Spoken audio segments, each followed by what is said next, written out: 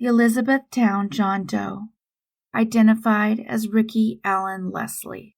On December 30th, 2006, a male was found alongside the road on the northbound Interstate 65 near mile marker 95, east of Elizabethtown, Kentucky.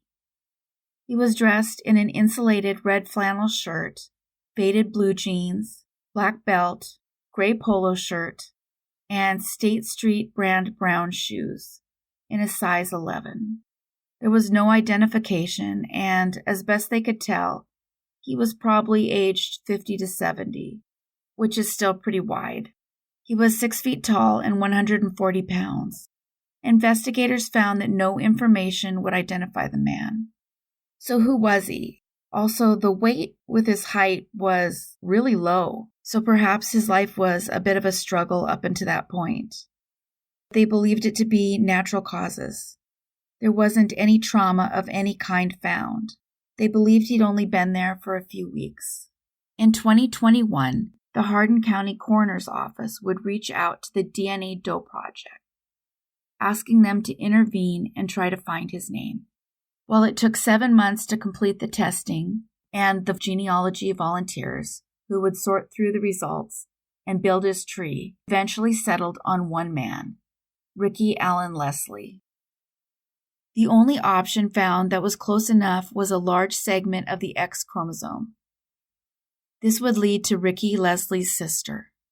His sister is still alive and would share that Ricky was 63 and he'd been living in a nursing home for undisclosed reasons. She last saw him in December of 2006 when he was released, and she dropped him off at a hotel close to I-65 in Elizabethtown. She at the time was arranging some things so that he could come live at her home. She told him she'd be back for him shortly and then he would come live with her, but he vanished. No one was quite sure what happened to him or where he went, and because of his illness, they believed it likely natural. Ricky Allen Leslie went unidentified for 16 years. He was found in the same area he went missing. Had he lived, he would be 79 today.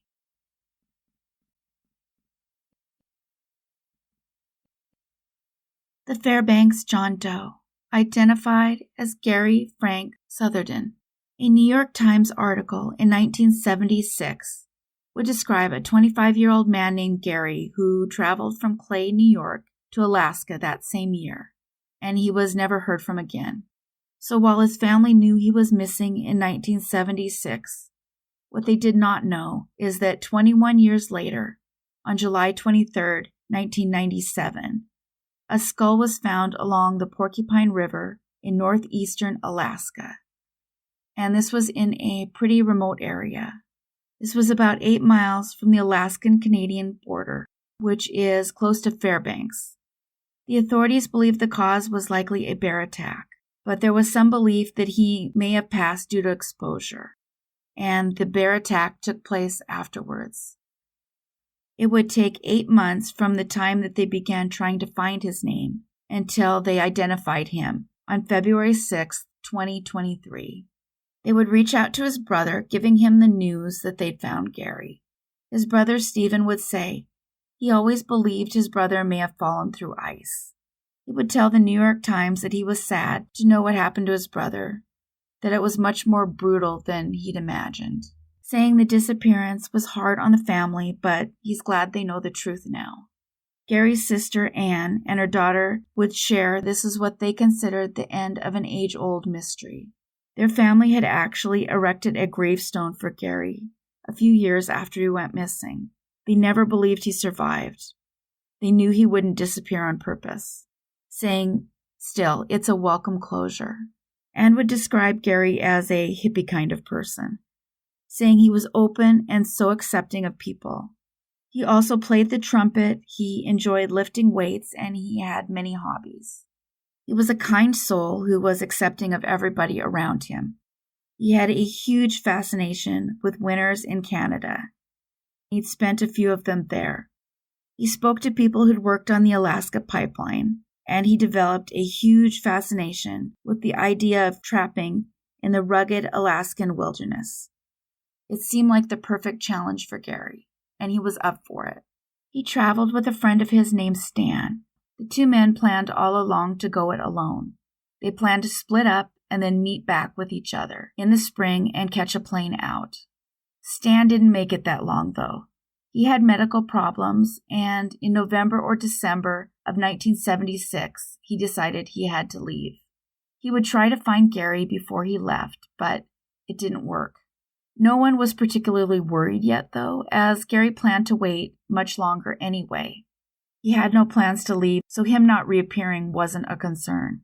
But then Gary didn't show up that following spring. His family would file a missing person report, and they even paid a mountain guide to go searching for him that summer. The guide did find Gary's campsite. Gary's wallet and glasses were inside, but there was no sign of Gary. His family took it as a sign that something had happened, and then they chose to honor Gary by erecting the headstone in Pine Plains Cemetery in Clay, New York. The headstone reads, "Lost in Alaska." There was some anger and denial originally, but they finally came to a point where they accepted he wasn't coming back. Their family was long angry at what they considered the lack of assistance by investigators. Not only did they seem disinterested in looking for him, they seemed to have no real desire to even respond to the family in their quest to find Gary. The family would learn now that there had been some leads in the case, but the authorities didn't share them with the family. It's especially unfortunate as he went missing in the same general area. It doesn't appear that they tried to match dental records with Gary. They could have had the answer so much sooner had they done this. Anne would explain that she believes Gary spent his final days doing what he loved, in the place that he loved the most. She would say he chose his life knowing what he was doing was dangerous, but he was willing to take that chance. It was just a part of who Gary was. Gary went missing 45 years ago. He went unidentified for 25. He went missing 4,000 miles away from home in New York. Had Gary survived, he would be around 71 years old today.